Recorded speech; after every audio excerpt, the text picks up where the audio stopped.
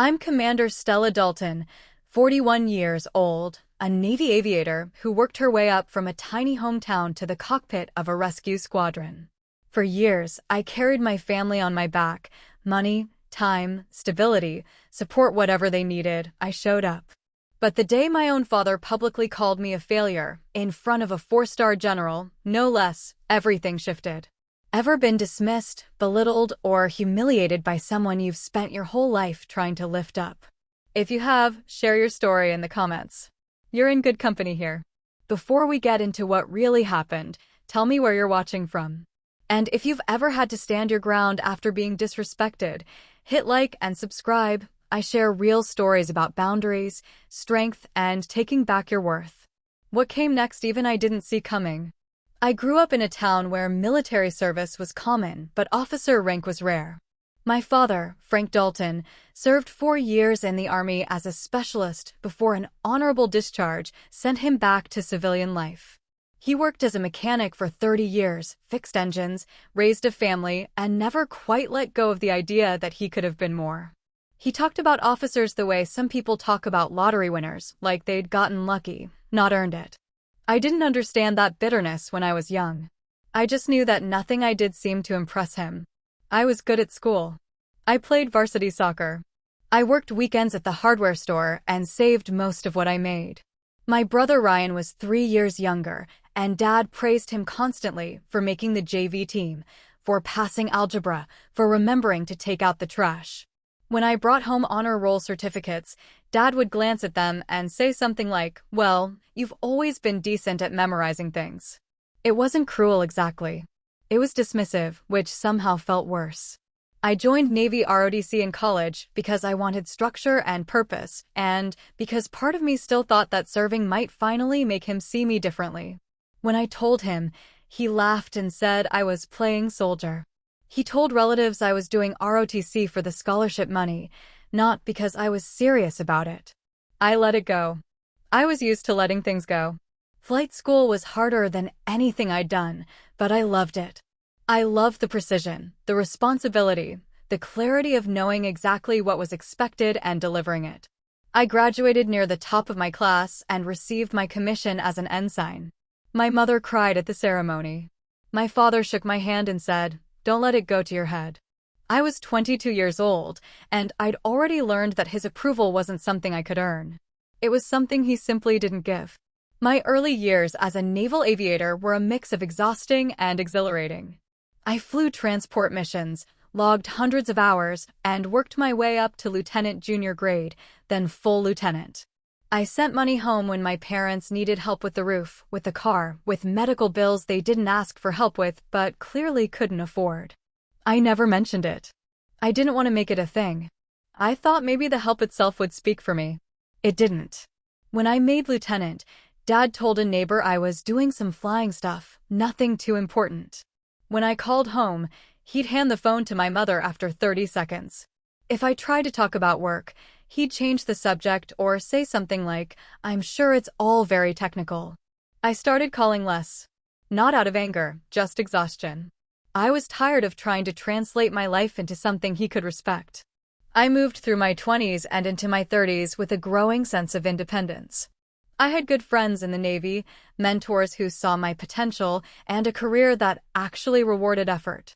I didn't need my father's approval anymore, but some part of me still wanted it.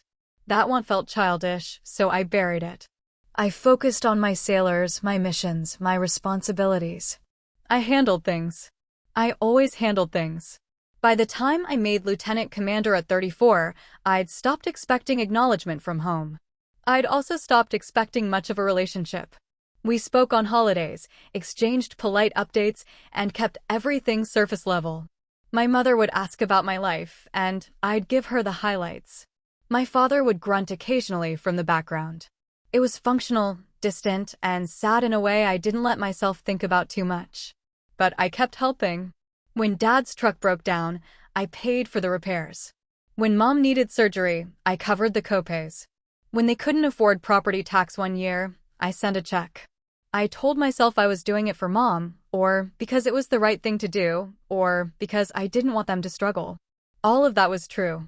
But part of me was still that kid hoping he'd notice, hoping he'd soften, hoping something would finally click. It never did. What I didn't realize then was that I'd spent 20 years maintaining a relationship that only went one direction. I gave support, stability, money, and time. He gave criticism, dismissiveness, and silence. The imbalance had become so normal that I didn't even see it as a problem. I just saw it as the way things were with my father. You worked around it. You managed it. You didn't expect it to change. I was wrong about that last part. Things started shifting when I made lieutenant commander. The rank itself wasn't flashy, but it meant something. It meant command experience, strong evaluations, and a reputation for getting things done. It also meant I was no longer early in my career. I was mid-level leadership, someone junior officers looked to for guidance and senior officers trusted with real responsibility. Dad didn't care. When neighbors congratulated him on having a daughter in the Navy, he'd shrug and say, "She's not doing anything that important." At family gatherings, he'd introduce Ryan as a construction foreman with obvious pride, then gesture to me and say something vague like, "And Stella works for the government." If anyone pressed for details, he'd say I did security stuff or paperwork. I corrected him once. We were at a cousin's wedding and someone asked what I did. Before I could answer, Dad said, "She flies a desk mostly." I smiled tightly and said, "Actually, I'm a naval aviator." The person's eyes widened, but Dad just waved it off. "Same difference," he muttered and walked away. That was the moment I realized something had changed in him. It wasn't just dismissiveness anymore. It was resentment. I started noticing a pattern. Whenever I achieved something, he found a way to minimize it. When I told him I'd been selected for a competitive training program, he said, they probably needed to fill a quota. When I mentioned a commendation I'd received, he said, they hand those out like candy now. When I explained a complex mission I'd flown, he said, sounds like a lot of taxpayer money for not much. It was like he decided that my success was a personal affront to him. I think part of it came from his circle at the local Veterans Lodge. He'd started spending more time there, surrounded by men who traded exaggerated war stories and complained about modern military culture. They resented officer privilege, diversity initiatives, and anything that didn't match their version of real service. Dad soaked it up. He came home repeating their talking points, insisting that enlisted life was real service and that officers were just managers in uniforms. He started making comments that felt designed to hurt. A real pilot flies commercial and makes actual money. If you were a good officer, you wouldn't still be unmarried. You know, your brother actually built something with his life. I didn't argue. I just stopped sharing. I grew up in a town where military service was common, but officer rank was rare. My father, Frank Dalton, served 4 years in the Army as a specialist before an honorable discharge sent him back to civilian life. He worked as a mechanic for 30 years, fixed engines, raised a family, and never quite let go of the idea that he could have been more. He talked about officers the way some people talk about lottery winners, like they'd gotten lucky, not earned it. I didn't understand that bitterness when I was young. I just knew that nothing I did seemed to impress him. I was good at school. I played varsity soccer. I worked weekends at the hardware store and saved most of what I made. My brother Ryan was 3 years younger, and Dad praised him constantly for making the JV team, for passing algebra, for remembering to take out the trash. When I brought home honor roll certificates, Dad would glance at them and say something like, "Well, you've always been decent at memorizing things." It wasn't cruel exactly. It was dismissive, which somehow felt worse. I joined Navy ROTC in college because I wanted structure and purpose, and because part of me still thought that serving might finally make him see me differently. When I told him, he laughed and said I was playing soldier. He told relatives I was doing ROTC for the scholarship money, not because I was serious about it. I let it go. I was used to letting things go. Flight school was harder than anything I'd done, but I loved it. I loved the precision, the responsibility, the clarity of knowing exactly what was expected and delivering it. I graduated near the top of my class and received my commission as an ensign. My mother cried at the ceremony. My father shook my hand and said, "Don't let it go to your head." I was 22 years old, and I'd already learned that his approval wasn't something I could earn. It was something he simply didn't give. My early years as a naval aviator were a mix of exhausting and exhilarating. I flew transport missions, logged hundreds of hours, and worked my way up to lieutenant junior grade, then full lieutenant. I sent money home when my parents needed help with the roof, with the car, with medical bills they didn't ask for help with but clearly couldn't afford. I never mentioned it. I didn't want to make it a thing. I thought maybe the help itself would speak for me. It didn't. When I made lieutenant, Dad told a neighbor I was doing some flying stuff, nothing too important. When I called home, he'd hand the phone to my mother after 30 seconds. If I tried to talk about work, he'd change the subject or say something like, "I'm sure it's all very technical." I started calling less. Not out of anger, just exhaustion. I was tired of trying to translate my life into something he could respect. I moved through my 20s and into my 30s with a growing sense of independence. I had good friends in the Navy, mentors who saw my potential, and a career that actually rewarded effort. I didn't need my father's approval anymore, but some part of me still wanted it. That want felt childish, so I buried it. I focused on my sailors, my missions, my responsibilities. I handled things. I always handled things. By the time I made lieutenant commander at 34, I'd stopped expecting acknowledgement from home. I'd also stopped expecting much of a relationship. We spoke on holidays, exchanged polite updates, and kept everything surface level. My mother would ask about my life, and I'd give her the highlights. My father would grunt occasionally from the background. It was functional, distant, and sad in a way I didn't let myself think about too much. But I kept helping. When Dad's truck broke down, I paid for the repairs. When Mom needed surgery, I covered the copays. When they couldn't afford property tax one year, I sent a check. I told myself I was doing it for Mom, or because it was the right thing to do, or because I didn't want them to struggle. All of that was true. But part of me was still that kid hoping he'd notice, hoping he'd soften, hoping something would finally click. It never did. What I didn't realize then was that I'd spent 20 years maintaining a relationship that only went one direction. I gave support, stability, money, and time. He gave criticism, dismissiveness, and silence. The imbalance had become so normal that I didn't even see it as a problem. I just saw it as the way things were with my father. You worked around it. You managed it. You didn't expect it to change. I was wrong about that last part. Things started shifting when I made lieutenant commander. The rank itself wasn't flashy, but it meant something. It meant command experience, strong evaluations, and a reputation for getting things done. It also meant I was no longer early in my career. I was mid-level leadership, someone junior officers looked to for guidance and senior officers trusted with real responsibility. Dad didn't care. When neighbors congratulated him on having a daughter in the Navy, he'd shrug and say, "She's not doing anything that important." At family gatherings, he'd introduce Ryan as a construction foreman with obvious pride, then gesture to me and say something vague like, "And Stella works for the government." If anyone pressed for details, he'd say I did security stuff or paperwork. I corrected him once. We were at a cousin's wedding and someone asked what I did. Before I could answer, Dad said, "She flies a desk mostly." I smiled tightly and said, "Actually, I'm a naval aviator." The person's eyes widened, but Dad just waved it off.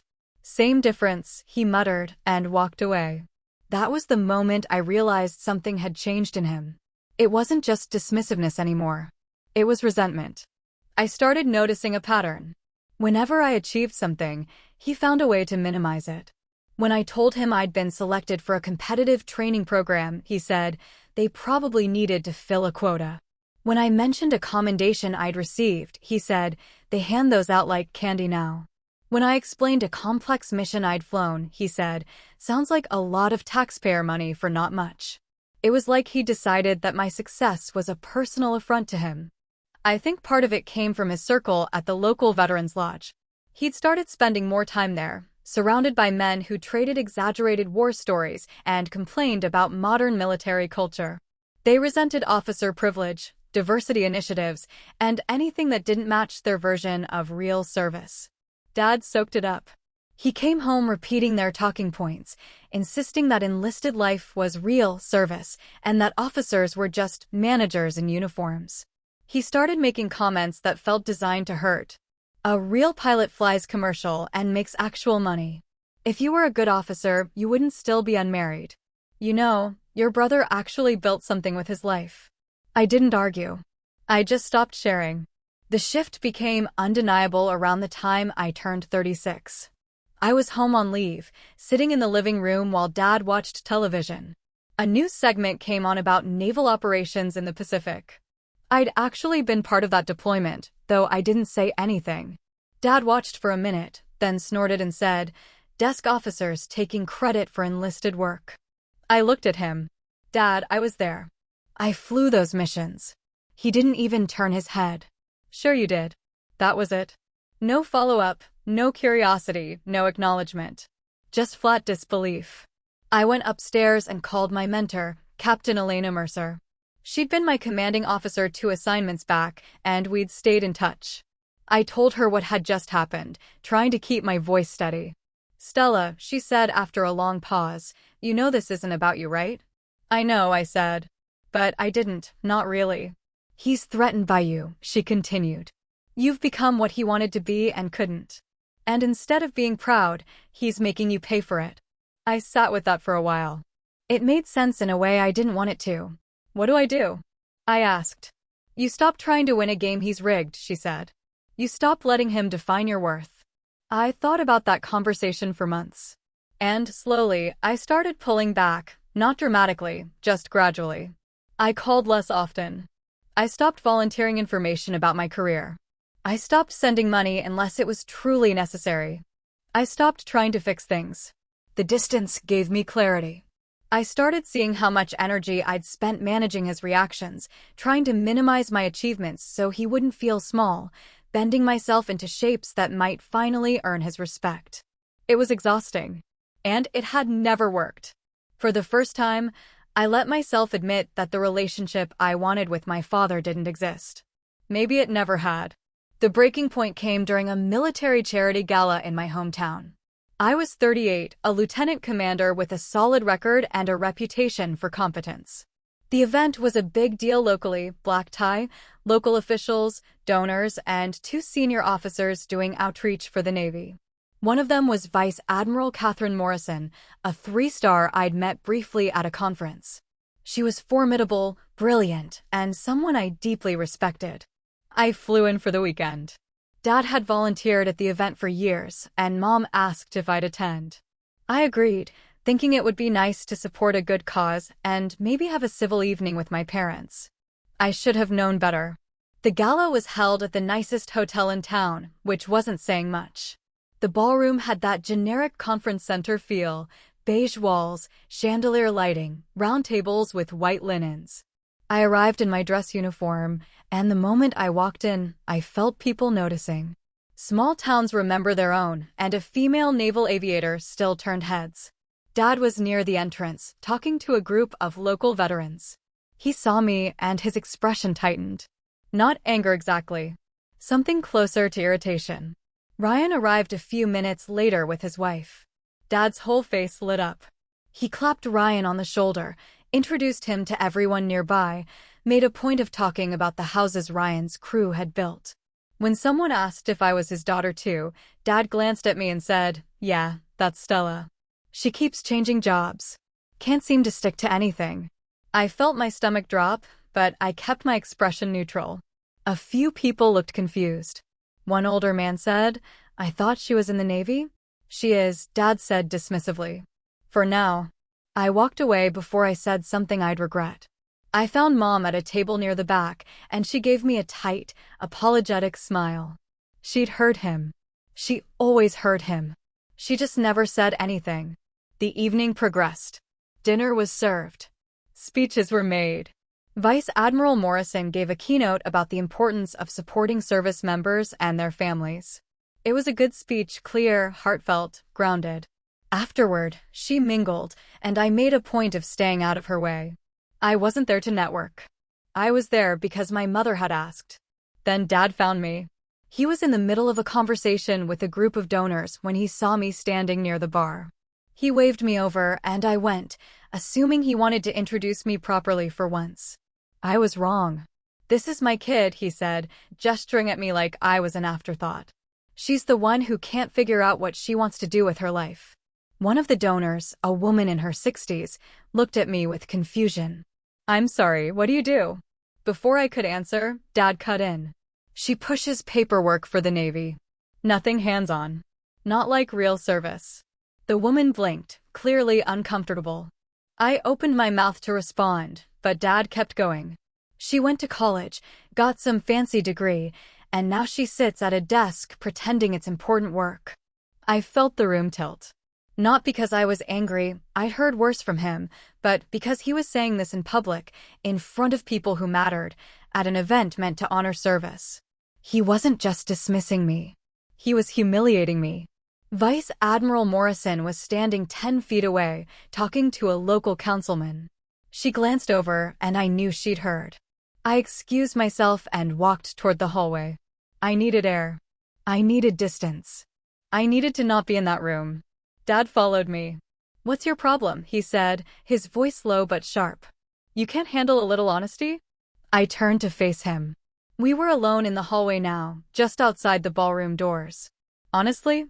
I said quietly. "You just told a room full of people that I don't do anything important. You said I can't stick to anything. You called my service pretend." "Well, it's not like you're in combat," he said. "You're not enlisted. You don't know what real work is." "I'm a lieutenant commander," I said, my voice steady. "I've flown missions you'll never hear about. I've led sailors through deployments you can't imagine. And I've done it while sending you money, fixing your problems, and trying to keep you from falling apart." His face went red. "Don't you dare talk to me like that. I'm your father." "Then act like it," I said. He stared at me, breathing hard, and for a second I thought he might actually hear me. But then he shook his head and said, "You've embarrassed this family by playing dress-up in a uniform. You're not a real officer. You're just a quota hire who got lucky." Something inside me snapped. Not loudly. Not violently. Just cleanly. I looked at him and realized I didn't recognize the man in front of me. Or maybe I finally did. "I'm done," I said. "Done with what?" "With this," I said. "With trying. With hoping. With pretending this is something it's not." I walked past him, back into the ballroom, and didn't look back. The next morning, I flew back to base. I didn't say goodbye. For weeks after the gala, I replayed the confrontation in my head. Not obsessively, just persistently. The way you replay a near miss on the highway or a hard conversation that didn't go the way you'd hoped. I kept thinking about the look on his face when I said I was done. He'd seemed genuinely surprised, like he couldn't believe I'd finally said it out loud. I talked to Captain Mercer again. She was patient with me, the way good mentors are when you need to process something slowly. "You know what the problem is?" she said during one of our calls. "You keep thinking this is about you. It's not. It's about him." "I know that intellectually," I said. "But it doesn't make it easier."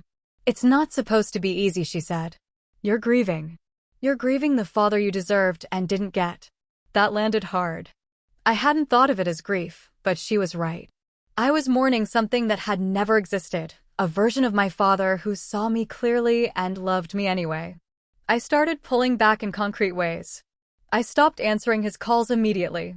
I stopped sending money without asking questions first. I stopped volunteering to help with things he should have been handling himself. It felt selfish at first, like I was abandoning him. But slowly, I realized I wasn't abandoning him. I was just stopping the pattern of me doing everything while he did nothing. My sailors noticed the shift. Not in my performance, I kept that locked down, but in my demeanor. I was quieter, more internal. One of my junior officers, Lieutenant Priya Rao, asked if I was okay during a flight debrief. "I'm fine," I said. "Just dealing with some family stuff." She nodded, didn't push. But later, she said something that stuck with me. "You know, ma'am, you're always telling us to set boundaries with people who don't respect the chain of command. Maybe that applies to family too." She was right.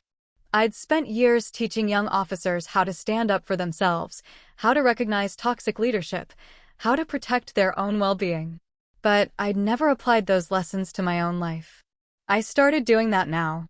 When Dad called asking for money to fix his truck, I asked him why he needed it. He got defensive, said I was interrogating him. I told him I wasn't giving him money without knowing what it was for. He hung up on me. When he called back a week later, angrier this time, I didn't answer. He left a voicemail calling me selfish, ungrateful, and arrogant. He said I'd gotten full of myself because of some pins on a uniform. I saved the voicemail. Not to use against him, but to remind myself of what I was dealing with. Mom called after that. She was gentle, worried. He's upset, Stella. He feels like you're shutting him out. I'm not shutting him out, I said. I'm just not doing everything for him anymore. He's your father. I know. But that doesn't mean I owe him unconditional support when he gives me nothing but criticism. She was quiet for a long time. Then she said, I just don't want you to regret this later. I won't, I said. And I meant it. The consequences for Dad were immediate and uncomfortable. Without me smoothing things over, fixing problems, and providing financial backup, his life started showing cracks. He fought with people at the lodge. He lost a part-time gig he'd been doing under the table because he couldn't keep his temper in check. He stopped being invited to certain family gatherings because people were tired of his complaints. I heard about it all secondhand through Mom, through relatives, through the small-town grapevine. Part of me felt guilty. Part of me felt vindicated. Mostly, I felt sad. But I didn't step in. I didn't fix it. I let him sit with the consequences of his own behavior. For me, the consequence was guilt. Deep, persistent, irrational guilt. I knew I was doing the right thing, but it still felt wrong. I kept thinking about the version of him I'd known as a kid, the one who taught me how to change a tire, who took me fishing once or twice, who wasn't always this bitter. I mourned that version of him, even though I wasn't sure he'd ever really existed. But I didn't go back. I stayed firm. One night, about 3 months after the gala, he called me from a number I didn't recognize. I almost didn't answer, but something made me pick up. Stella, he said. His voice sounded different. Smaller. What do you need, Dad? I don't need anything, he said. I just wanted to talk. I waited. I heard you got promoted, he said. I had. I'd made commander a few weeks earlier. I hadn't told him. Yeah, I said. That's good, he said. Then, after a pause, that's really good. It wasn't an apology. It wasn't even close. But it was the first time he'd acknowledged my career without undermining it. Thanks, I said.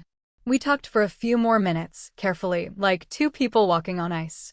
When we hung up, I didn't feel relief. I felt exhausted. But I also felt something else. A small, fragile sense that maybe the boundary I'd set was finally being respected. The years that followed were strange. Dad and I maintained a kind of careful distance, enough contact to stay connected, but not enough for him to hurt me the way he used to. I advanced to commander at 40, a rank that required serious command experience and strong evaluations. It was a milestone I was genuinely proud of, but I didn't expect much from him. I was right not to. When I called to tell him, he said, "That's good, Stella." Then, after a pause, though I heard they're promoting people faster now. Rank inflation or something. I didn't argue. I just said, "Okay, Dad," and changed the subject. Mom was more enthusiastic. She asked about the ceremony, about what it meant, about my responsibilities. I appreciated that, even though I knew she was trying to compensate for him. Professionally, things were going well. I took command of a squadron, oversaw complex operations, and built a reputation as someone who got results without burning people out. My sailors respected me. My peers trusted me. My superiors gave me challenging assignments because they knew I'd handle them. I was good at my job. I knew that. And for the first time in my life, that was enough. But Dad's life was unraveling. He'd had a falling out with the Veterans Lodge over something petty, an argument about dues or event planning. I never got the full story. He stopped going, which meant he lost his main social outlet. He picked up work here and there, but nothing steady. He started getting into arguments with neighbors, with store clerks, with anyone who didn't agree with him. Mom told me he was lonely. I told her he'd made his own choices. He's struggling, Stella, she said. I know, I said. But I can't fix that for him. I'm not asking you to fix it, she said. I'm just asking you to be patient. I have been patient, I said. For 40 years. She didn't argue with that. Then, something shifted. I was deployed overseas, running a complex operation that involved coordinating multiple units across a contested region. The details are still classified, but it was the kind of mission that tests everything: leadership, decision-making, technical skill, and the ability to stay calm when everything is going wrong. We pulled it off. Not perfectly, but well enough that people noticed. When I got back stateside, I found out I'd been recommended for a commendation. Not the kind of thing that makes headlines, but the kind of thing that moves careers forward. Senior leadership had taken notice. My name was being mentioned in rooms I'd never been in. Dad heard about it through a relative who'd seen something online. He called me, and for once, he sounded genuinely interested. I saw they wrote about you, he said. Something about a rescue operation? It wasn't a rescue, I said. It was more complicated than that. But people are saying you did something impressive. We did something impressive, I said. It was a team effort. Still, he said. That's something. It was the closest he'd come to real pride, and I hated that it mattered to me. But it did. We talked for a few more minutes, and then he said something that caught me off guard. I told the guys at the diner about it, he said. About what you did. You did? Yeah, he said. They were impressed. I didn't know what to say. Part of me wanted to ask why he'd never been impressed before. Part of me wanted to just let it go. I chose the latter. Thanks, Dad, I said. When we hung up, I sat with a feeling for a while. It wasn't satisfaction exactly. It was more like sadness mixed with relief. Maybe he was changing. Maybe he wasn't. Either way, I wasn't going to build my life around waiting for him to figure it out. A few months later, he called again. His voice sounded strained. I need to talk to you about something, he said. What's wrong? Nothing's wrong, he said, too quickly. I've been thinking. About how I've acted. About how I've treated you. I waited, my heart beating faster than I wanted it to. I know I haven't been great, he said. I know I've said things I shouldn't have. Okay, I said carefully. I just want you to know that I see what you've done, he said. I see how hard you've worked. And I'm proud of you. I closed my eyes. I'd waited my whole life to hear those words. And now that I didn't know what to do with them. Thank you, I said quietly. I mean it, he said. I really do. We talked a little longer, and when we hung up, I cried. Not because I was happy exactly, but because something I'd been carrying for 40 years finally felt a little lighter. I didn't know if it would last. I didn't know if he'd relapse into old patterns. But for that moment, it was enough. At 41, I was still a commander, which was fine by me. I wasn't chasing stars. I was focused on doing the work, taking care of my people, and building a life that felt meaningful. I'd stopped measuring my worth by my father's standards, and that shift had changed everything. Then I got invited to a Joint Forces ceremony recognizing aviation units for distinguished actions. It was a big event, formal, high-profile, with senior leadership from multiple branches. I wasn't expecting much beyond shaking a few hands and representing my squadron, but it felt like an honor to be included. I mentioned it to Dad during one of our now semi-regular phone calls. To my surprise, he asked if he could come. You want to attend? I said, caught off guard. Yeah, he said. I'd like to see what you do. For real this time. I hesitated. Part of me didn't trust it. But part of me wanted to give him the chance. Okay, I said. I'll get you a visitor pass. The ceremony was held at a joint base about 2 hours from where I was stationed. The flight line was pristine, the weather was clear, and the whole setup had that polished, official feel that the military does well when it wants to impress people. Dad arrived early, looking uncomfortable in a sports jacket that didn't quite fit. I met him near the gate and walked him through security. He was quiet, taking everything in, the aircraft, the personnel, the sense of coordinated purpose. This is bigger than I thought, he said. It's a major event, I said. Lots of units being recognized. We found seats near the front. I introduced him to a few of my colleagues, and he shook hands politely, but I could tell he was out of his element. He kept glancing around like he was trying to find his place in all of it. The ceremony started with the usual formalities: national anthem, opening remarks, a speech from a two-star general. Then they began recognizing individual units. When my squadron was called, I stood and walked to the front with my team. We received a commendation for operational excellence, and I shook hands with the presenting officer, a calm, focused man I'd met briefly during the mission debrief. When I returned to my seat, Dad leaned over and said, "That was good. Really good." I nodded, trying not to read too much into it. After the ceremony, there was a reception on the flight line. Senior officers mingled with unit commanders, and the whole thing had a relaxed, celebratory feel. I was talking to Lieutenant Commander Rao when I saw Dad wander off toward a group of officers near one of the aircraft. I didn't think much of it. He was an adult. He could handle himself. Then I heard his voice, louder than it should have been. I turned and saw him talking to a tall man in an Air Force uniform. The man had 4 stars on his shoulders. General Marcus Alden. I recognized him from the program. He was the senior officer overseeing the ceremony. And my father was talking to him. I started walking over, my stomach sinking. As I got closer, I heard Dad say, "This is my failed child. She never did anything with her life." The general turned, looked at me, and his expression shifted. He glanced down at my name tag, then back at my face. His cigar hung loose in his hand. He stepped forward, gently but firmly pushing my father aside, and locked eyes with me. Then he snapped to attention and saluted. "Commander Dalton," he said. "Nighthawk." I returned the salute, my mind racing. "Yes, sir," I said. "Ma'am, it's an honor," he said. "You saved lives out there. What you did in that operation," he shook his head. "That was extraordinary leadership under pressure. Your decisions made the difference." I felt the blood rush to my face. "Thank you, sir. It was a team effort." "It always is," he said. "But you were the one holding it together." I read the reports. "I know what you did." Behind him, my father stood frozen, his face pale.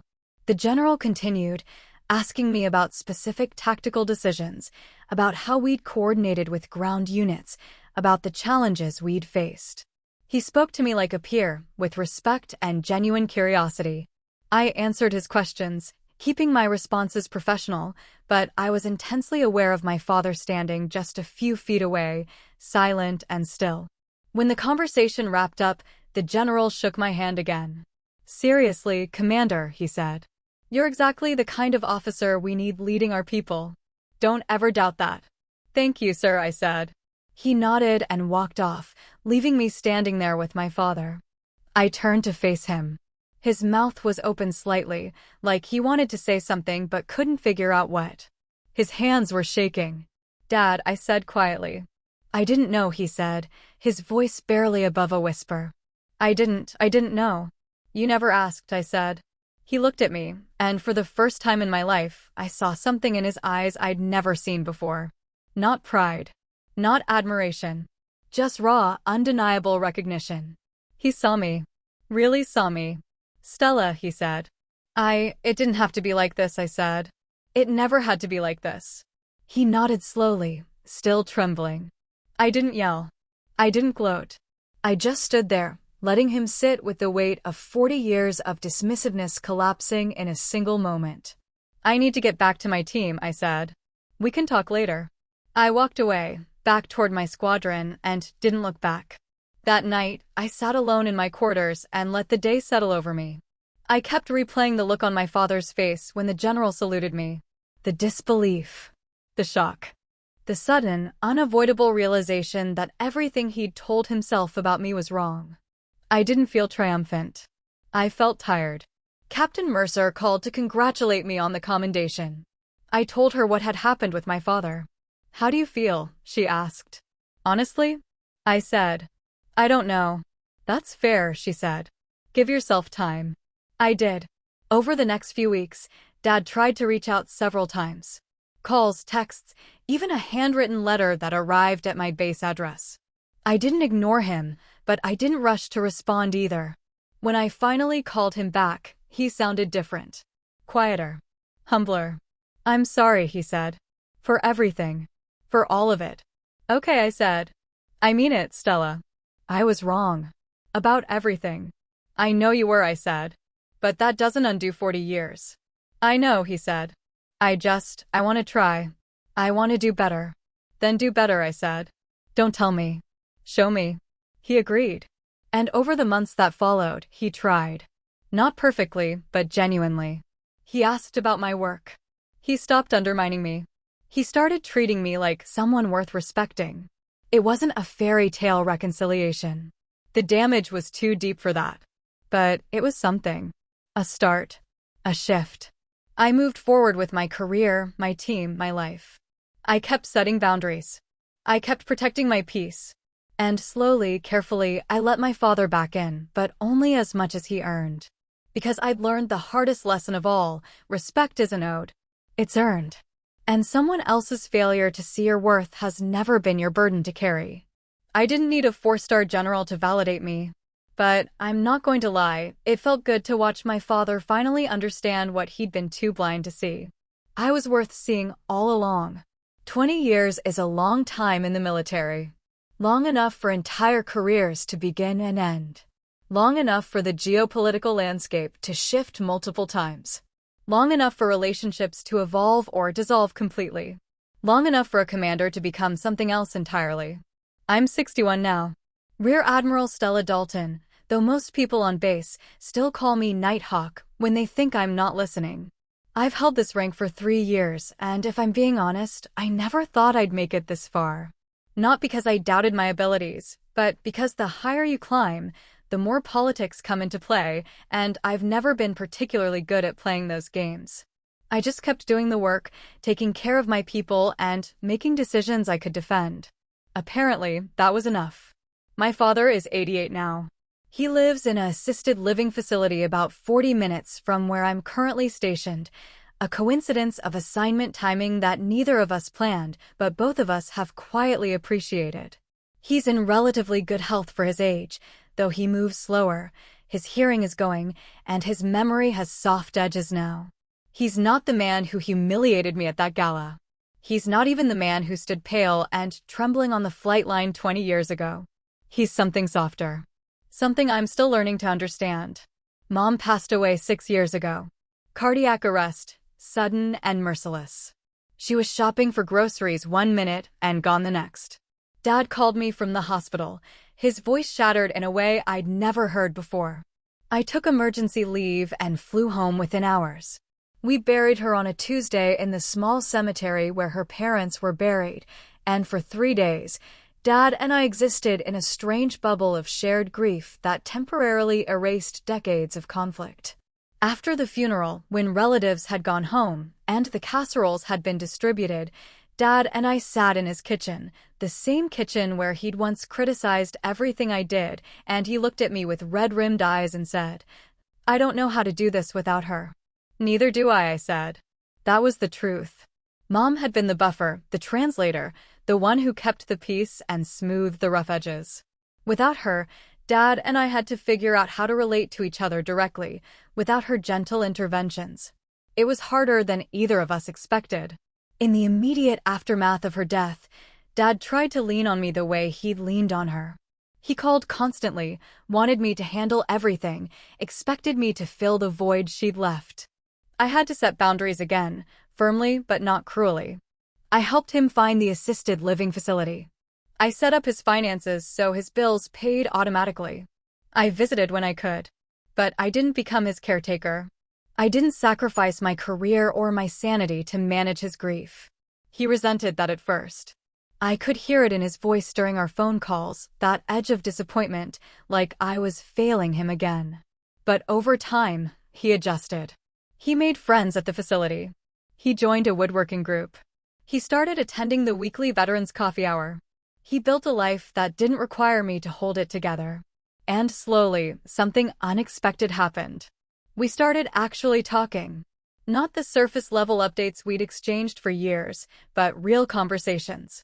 He asked about my work, and I told him, careful not to share classified information, but honest about the challenges of leadership at this level.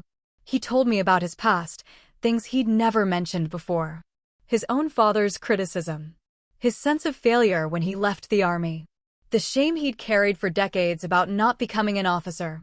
I took it out on you, he said during one visit. Because you did what I couldn't. And I hated myself for that.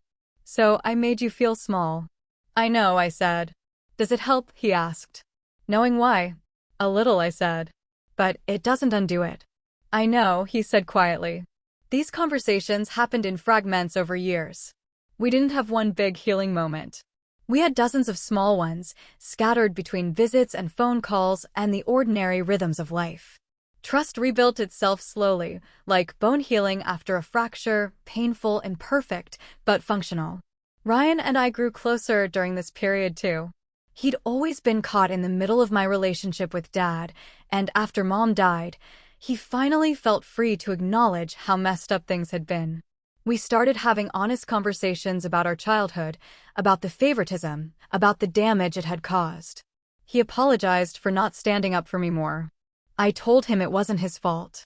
We both cried during that conversation, sitting in his truck outside the assisted living facility after a visit with Dad. He's different now, Ryan said. But I remember how he was. I remember what he did to you. I remember too, I said. But I'm trying to let him be different. Do you forgive him? Ryan asked. I thought about that for a long time. I don't know if forgiveness is the right word. I've accepted what happened. I've moved past it. But I haven't forgotten it either. Ryan nodded. That seems fair. My career continued to evolve. As a Rear Admiral, I oversaw multiple commands, shaped policy, mentored the next generation of officers, and dealt with challenges that would have seemed impossible when I was a young ensign. I worked on integrating new technologies into naval aviation. I testified before Congress twice. I managed a crisis in the Pacific that could have escalated into something much worse if we'd handled it poorly. I attended funerals for sailors who died under my watch and wrote letters to their families that I still think about late at night. The weight of the stars on my shoulders is different from anything I'd carried before. It's not just responsibility, it's legacy. Every decision I make affects hundreds, sometimes thousands of people. Every policy I shape will outlast my time in the Navy. Every officer I mentor will carry forward something I taught them, for better or worse. I take that seriously. Dad started asking better questions about my work. Instead of dismissing it or minimizing it, he'd ask things like, how do you make a decision when there's no good option? Or what do you do when someone you trust lets you down? These weren't casual questions. He was genuinely trying to understand the nature of leadership at this level. I answered honestly. I told him about the loneliness of command, about the impossibility of pleasing everyone, about the weight of knowing that your decisions could get people killed. He listened in a way he'd never listened before.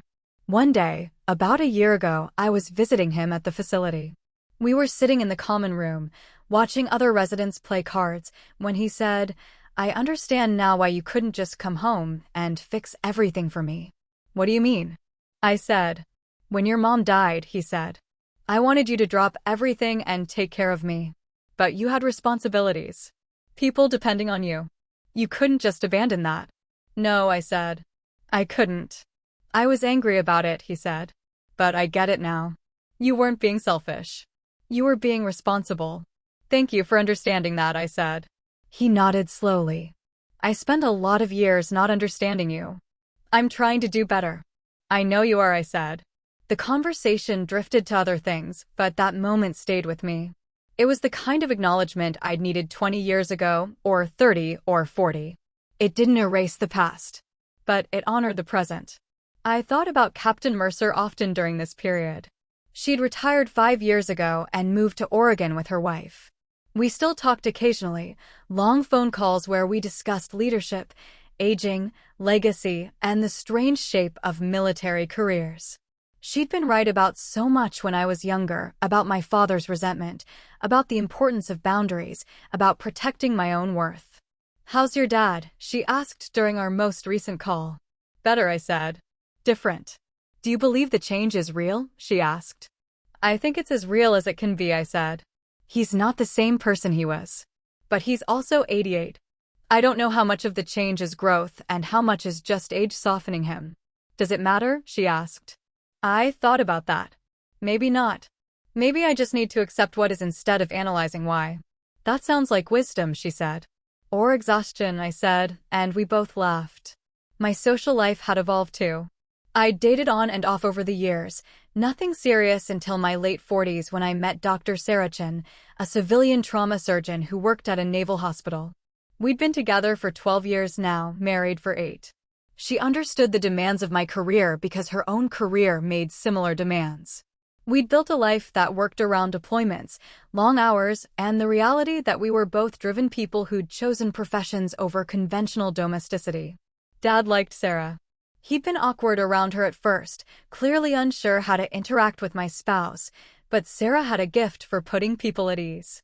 She asked him about woodworking, listened to his stories, and treated him with kindness without letting him dominate the conversation. After a few visits, he relaxed around her. "She's good for you," he told me once. "She keeps you grounded." "She does," I said. "I'm glad you have her," he said. "I worried for a long time that you were alone." "I was alone for a long time," I said. "But I was never lonely." "There's a difference." He looked at me thoughtfully. "I think I'm starting to understand that." One of the unexpected gifts of the past 20 years has been watching Dad develop real respect for what I do. It started after the incident with General Alden, but it deepened over time as he began to truly comprehend the scope of naval operations, the complexity of modern military leadership, and the significance of the rank I held. He started reading about naval history. He watched documentaries about carrier operations. He asked me to explain things, how command structures worked, what different warfare communities did, why certain decisions got made at the strategic level. He approached it like a student, genuinely trying to understand a world he dismissed for decades. When I made Rear Admiral, he was in the audience at my promotion ceremony. Sarah sat beside him, and I could see them talking quietly during the speeches. Afterward, when I walked over in my new uniform with the stars freshly pinned, Dad stood up carefully, his knees aren't what they used to be, and saluted me. It was clumsy, his form wasn't perfect, but the gesture was sincere. I returned the salute, and then he pulled me into a hug. "I'm so proud of you," he said, his voice thick. "I'm so sorry it took me so long to say it." "I know, Dad," I said. "I know." That moment was witnessed by dozens of people, fellow officers, sailors, family, friends, but it felt intensely private. It was the culmination of decades of struggle, pain, distance, and slow, painful reconciliation. Sarah told me later that Dad had cried during the ceremony. Not openly, just quiet tears he kept wiping away when he thought no one was looking. "He knows what he missed," Sarah said. "He knows what he almost lost." "Yeah," I said. "He does." The military throws retirement ceremonies for senior officers, formal events where your career gets summarized, your achievements get recognized, and you officially transition from active duty to veteran status. Mine is scheduled for 6 months from now. I'll be 62, having served for 40 years. The Navy will continue without me, which is exactly how it should be. I've trained my replacement, mentored the officers coming up behind me, and built systems that will outlast my tenure. Dad asks about retirement constantly now. He wants to know what I'm going to do, where Sarah and I are going to live, whether I'll finally have time to relax. I tell him we're planning to move to the coast, somewhere quieter, where I can decompress and figure out who I am without the uniform. "Will you miss it?" he asks. "Every day," I say. "But it's time." "You gave them 40 years, he says. "That's more than most people give anything." "It didn't feel like giving," I say. "It felt like being exactly who I was supposed to be." He nods, understanding in a way he couldn't have 20 years ago. Last month, I took Dad to a naval museum about an hour from the facility. They had an exhibit on naval aviation, and I thought he might enjoy it. We walked slowly through the displays, him with his cane, me adjusting my pace to match his. He stopped at a display about Vietnam-era pilots, reading the descriptions carefully. "I was jealous of these guys," he said suddenly. "The pilots. The officers. Everyone who did more than I did." "You did enough," I said. "You served honorably." "But I wanted more," he said. "And when I couldn't have it, I resented everyone who did. Including you. Especially you." "I know," I said. "It was never about you," he said, turning to look at me. "It was always about me. About my failure. About my limitations. You just happened to be the mirror that showed me everything I wasn't. That's a heavy thing to put on a kid, I said gently. I know, he said. And I'm sorry. I've said it before, but I'll keep saying it. I'm sorry. We stood there for a moment, two people separated by 3 decades in age, but connected by blood, history, and the complicated shape of forgiveness. I appreciate that, I said finally. I really do. We continued through the museum, and he asked me questions about the aircraft, about the missions, about the technical aspects of naval aviation. I answered patiently, enjoying his curiosity, grateful for the shift in our dynamic. Near the end of the visit, we stopped in front of a display honoring contemporary naval aviators. My name was there, listed among others who'd received significant commendations. Dad stared at it for a long time. There you are, he said quietly. Nighthawk. Yeah, I said. There I am. They should make the letters bigger, he said, a hint of his old stubbornness showing through. You deserve bigger letters. I laughed, genuinely surprised. It's fine, Dad. I don't need bigger letters. Well, I think you do, he said firmly. That night, Sarah asked me how the visit went. Good, I said. Really good, actually. He's changed a lot, she observed. He has, I said. Or maybe I've changed enough that I can see him differently now. Maybe it's both, she said. Maybe, I agreed. I've spent a lot of time over the past 20 years thinking about legacy, not just my professional legacy, but my personal one. What story will people tell about me when I'm gone? What will my sailors remember? What will my family say? And more specifically, what will my father remember? I think he'll remember that I was patient with him, even when he didn't deserve it. That I held him accountable without destroying him. That I gave him space to grow, even in his 80s. That I didn't let his failures define me. I hope he'll remember that I was kind. The relationship we have now isn't perfect. We still have difficult moments. He still says things that sting occasionally, though now he catches himself and apologizes. I still have to set boundaries, though they're different boundaries than before. We still carry the weight of our history, but we've learned to carry it together instead of letting it crush us separately. Ryan told me recently that Dad talks about me constantly at the facility. He shows people my picture, tells them stories about my career, brags about my rank. It's almost comical, given how much he downplayed everything for so many years. He's making up for lost time, Ryan said. I guess so, I said. Does it bother you? Ryan asked. That he's proud now after everything? No, I said, surprising myself with the honesty. It doesn't bother me. It just is. That's the truth I've arrived at after 61 years, 40 years of service, and decades of complicated family dynamics. Some things just are. They don't need to be fixed or explained or justified. They just exist, imperfect and human and real. My father was a deeply flawed man who hurt me in ways that shaped my entire life. He was also a man who struggled with his own demons, his own limitations, his own failures. He did terrible damage, and he also did his best with the tools he had. Both things are true. I became who I am partly because of him and partly in spite of him. I learned discipline from his criticism. I learned resilience from his dismissiveness. I learned the importance of recognition because I spent so long without it. His failures taught me how to be a better leader, a better mentor, a better human. I don't thank him for that.